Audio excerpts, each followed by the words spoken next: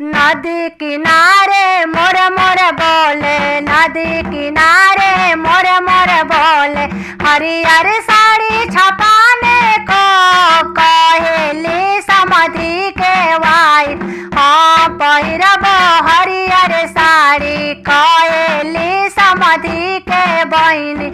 हाँ पहिरब हरियर साड़ी कहेलन कमन समधी के खरीदी है हरियर साड़ी।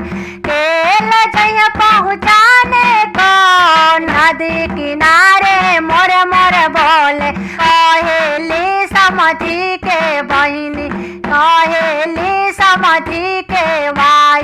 जहाँ देखेंगे ऊंचा खाला तहाँ करोगी उठा बैठा, जहाँ देखेंगे ऊंचा खाला तहाँ करोगी उठा बैठा। छोड़ देंगे झपिलाने को नदी किनारे